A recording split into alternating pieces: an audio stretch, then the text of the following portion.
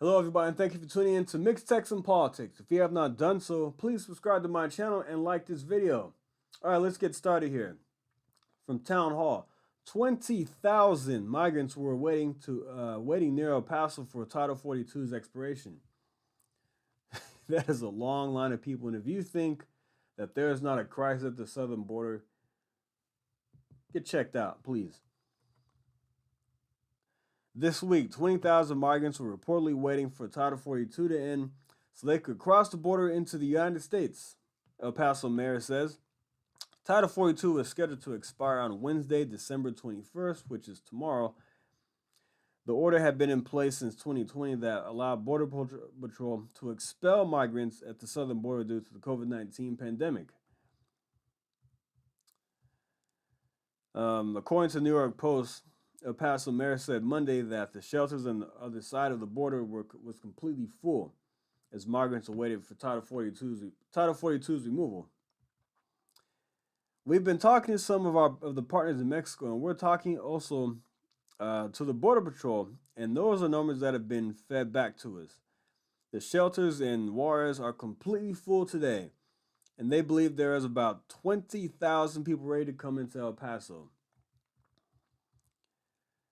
Reportedly, Border Patrol has used Title 42 to turn away thousands of migrants trying to enter through the U.S.-Mexico border since its implementation under Donald Trump in 2020.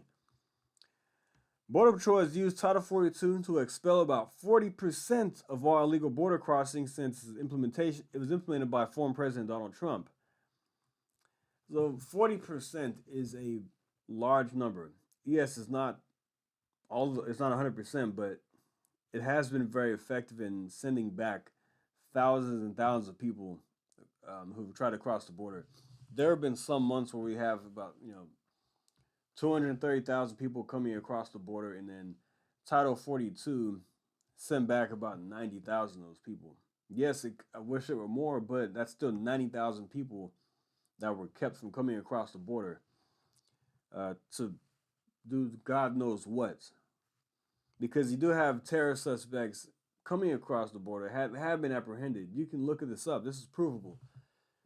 Terror suspects, they're people smuggling drugs, and I give a lot of credit to the guys and ladies down at the border, seizing hundreds of pounds of fentanyl and marijuana and weapons too. Texas congressional Republicans have come up with a plan to secure the border. A commitment to secure the border, a framework by Texans for Texas. What does this entail? Let's get to the details here. A commitment, a complete physical border infrastructure, finish the border wall system, ensure CBP can recruit and retain Border Patrol agents and officers, build navigable roads, clear the Carrizo Cane, fix border enforcement policies, require DHS to turn away all individuals at the border that cannot be detained for the pendency of their proceedings, including by using programs consistent with migrant protection protocols, known as Remain in Mexico. Defund all non-government organizations, entities, and programs actively encouraging the violation of our border security and related laws. And catch and release policies by closing loopholes. Fix the Trafficking Victims Protection Reauthorization Act. Fix the Flores settlement. Reform asylum and credible fear policies to end fraud and limit asylum to those with actual fear of persecution. Okay. A lot of people are just making stuff up to come across the border and seek asylum. So we want to end that. Enforce our laws in the interior. End the loopholes DHS uses to release individuals into the interior legally. End the abuse of prosecutorial discretion and abuse of parole authority and other alternatives to detention. Let ICE do their job in accordance with existing law to remove individuals not legally present in the United States.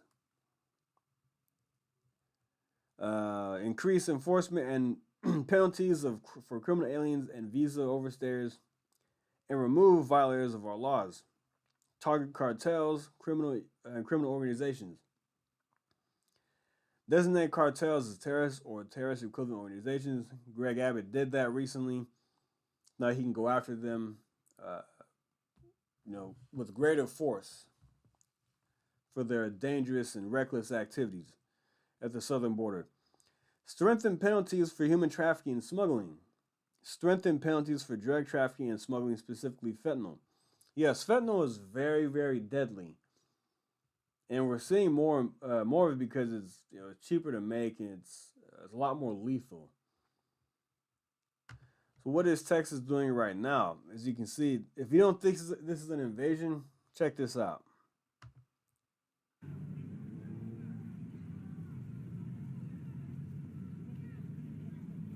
I mean, what does that look like to you? This right here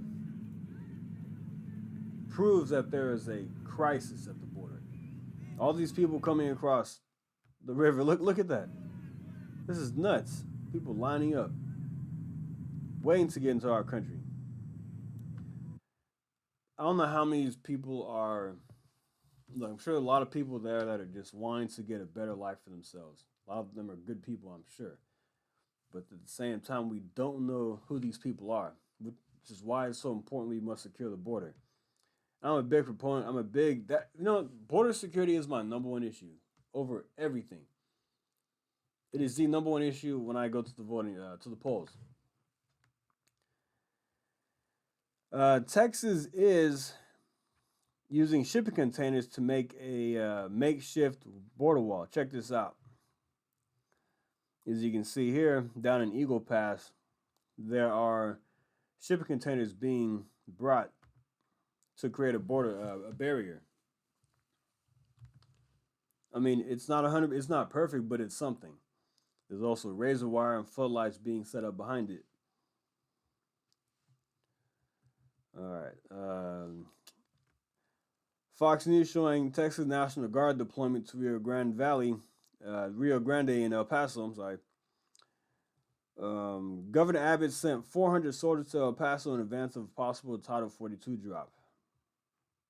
So these soldiers were already planned to be there before Title 42 got extended.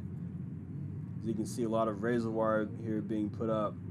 A lot of agents here as a deterrent to keep people from crossing the border. You have a lot of Humvees there, a lot of trucks there, ready for people to cross. There's more. So I don't know what's about you, but I don't know what you think, but I feel like this is being done intentionally. Why would a president come into office and seemingly like that he's intentionally destroying the border? He's tearing down the border on purpose, trying to give us an open border to destroy the country. It feels like that. Why would somebody come in office and do something like this when we already had things in place that were making the border more secure? You had Remain in Mexico. You had the border wall being built. You had this Title 42 in place. You had these deals with Guatemala and these other countries in El Salvador and Mexico as well. I don't understand why somebody would come into office and rescind all of these things. But for what? For what reason? It's to change the dynamics in the face of our country. A permanent voting block for these people is what the agenda is. Now, this is all my opinion, but I think we can all come to the same conclusion because if they really want to secure the border, they could do it right now. They could keep building the wall. They could keep Title 42 in place.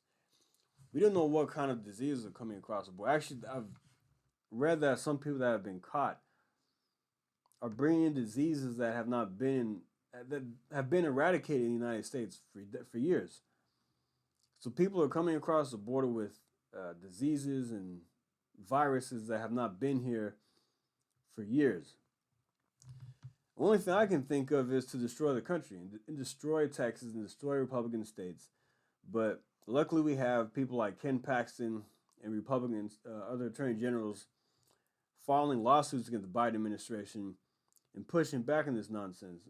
I don't know if Greg Abbott can declare an invasion and secure the border himself. I know he's planning on building the wall. Next year, he has some contracts that have been, and there's a lot of deals that have to be worked out. But there is about, I think, 14 miles worth of border wall going up at some point early next year. But as far as deporting people, I don't know if he has the legal authority to do that. And I know he is a lawyer, but I read that he can be prosecuted if he deports people on his own. I don't know how true that is. So maybe he's trying to do everything he can within his powers, within the law, without getting into too much trouble to secure the border.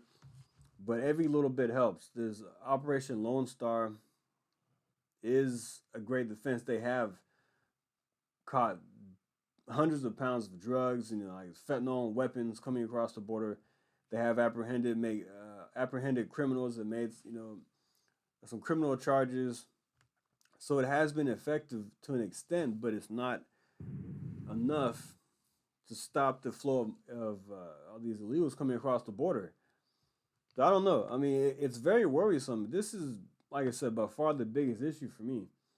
I'm actually quite worried about it. So what I recommend to do is to contact your legislators, whoever your congressman or congresswoman is, even the people at the state level too, down in Austin. Contact them, email Greg Abbott, and see what else they can do to secure this border. I know Ken Paxton is fighting back hard in court, and we have some victories, but this is out of control, and I'm actually worried about this. I've said this a couple of times already, but it's a big concern of mine because we're seeing places being overrun with people that are just crossing the border illegally. We don't know who they are. I know this is an analogy that's been used a lot is, would you let somebody in your house that you don't know without vetting them? You look through the peephole, you see who it is. If you know them, okay, come on in.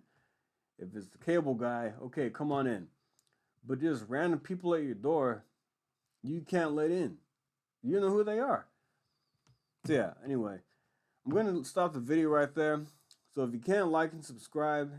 And I hope you like my jacket, my Michael Jackson Thriller jacket. Anyway, yeah, have a good one. Take care. Thank you.